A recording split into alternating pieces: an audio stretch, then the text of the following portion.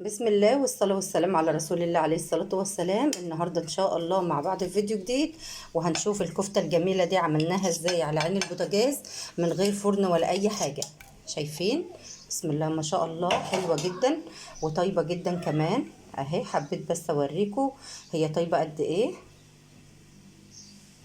ما شاء الله. شايفين؟ هوريكم كمان قد ايه هي طيبة وجميلة. ممكن تعمليها بقى على البوتاجاز عادي جدا. بس تابعي معايا الفيديو. اهي طيبة جدا جدا جدا وجميلة. هوريكي بقى تعمليها ازاي على عين البوتاجاز بطريقة سهلة جدا. بس قبل ما ندخل في الفيديو هنسمي الله ونصلي ونسلم على رسول الله عليه الصلاة والسلام، ونشوف عملنا الفيديو الجميل ده ازاي مع بعض.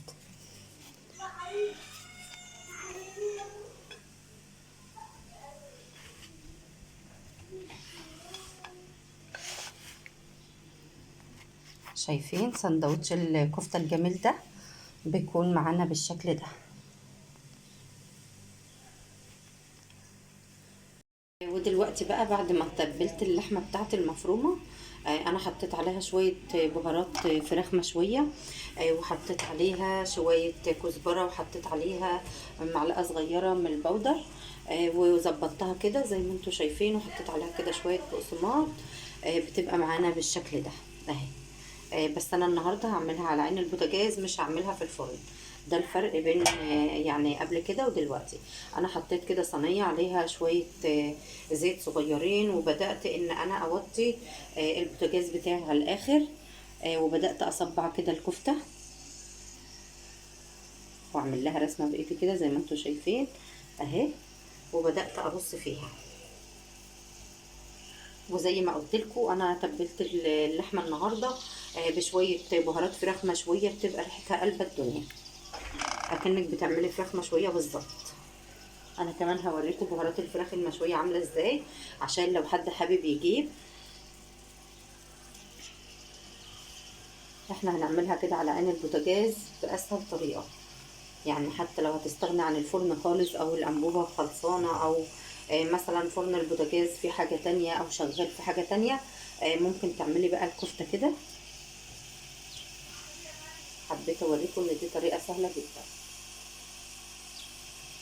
هوريكم بهارات الفراخ المشويه اهي، الريحه جميله جدا، وبتدي طعم وتست حلوه قوي للكفته. يا ريت بقى تبقوا تجيبوها تجربوها، حلوه جدا جدا جدا، لان كمان الولاد داخلين يقولوا هو انت عامله فراخ مشويه ولا ايه، من كتر حلاوه الريحه.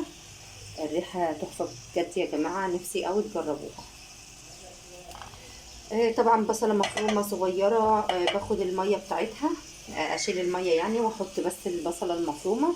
انا عاملاها معاكم كتير قبل كده. وكمان حطيت معلقه بهارات فراخ مشويه، ربع معلقه بودر، حطيت كمان كزبره مفرومه. بتبقى معانا بالشكل ده. انا بسيب بقى ميه البصل علشان اعملها كده بايديا، اصبع بيها الكفته كده.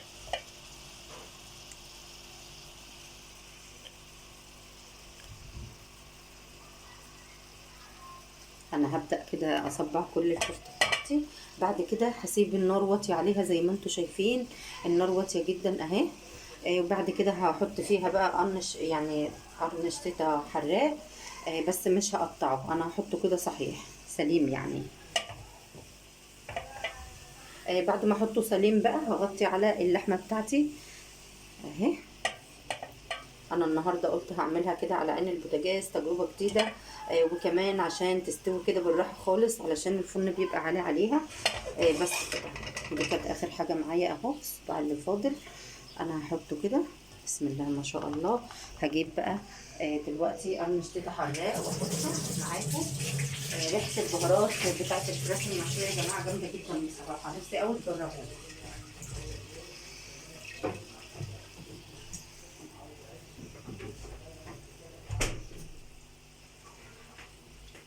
شايفين هيبقى بالمنظر ده كده. خلاص انا هبدا اوطي اللحمه بتاعتي، واطفي عليها بقى، يعني البوتاجاز هيفضل واطي كده. كل شويه هقلب كده الصينيه من مكان لمكان تاني، بس هي واطيه قوي زي ما انتم شايفينها كده اهي.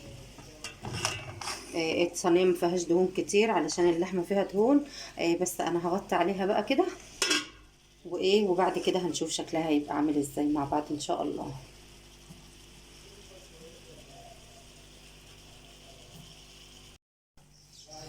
بعد شوية كده بقى، بعد ما الكفتة بتاعتي بدأت لونها يتغير كده او تاخد شوية يعني كده، انا بدأت اقلبها اهي، بس والنار هادية عليها جدا.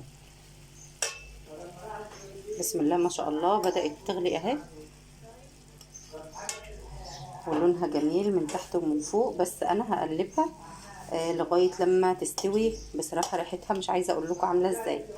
احلى حاجه فيها النهارده البهارات بتاعه الفراخ المشويه، فانا حبيت اقول لكم بس الطريقه والفكره علشان خاطر تعملوها بقى ان شاء الله، لان بصراحه ريحه الفراخ المشويه في الكفته حاجه تانية خالص.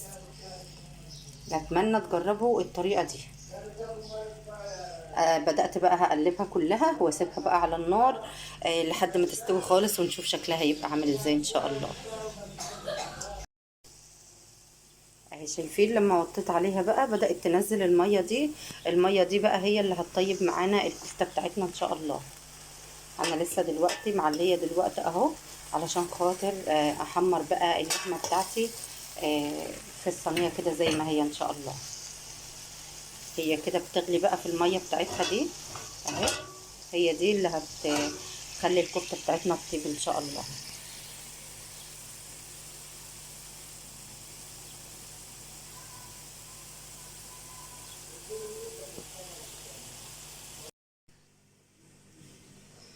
ودي شكل الكفتة بتاعتنا بعد ما خلصت. شايفين عاملة ازاي؟ بسم الله ما شاء الله، وطيبة معانا جدا زي ما انتوا شايفين كده، بتكون بالشكل الجميل ده اهي. وكمان في السندوتش طيبة جدا وجميلة جدا. اتمنى تجربوا الفيديو ان شاء الله. واتمنى منكم طبعا اللي مش مشترك عندي في القناة يا ريت يشترك ويفعل الجرس علشان يوصلكم مني كل جديد، واسيبكم في امان الله.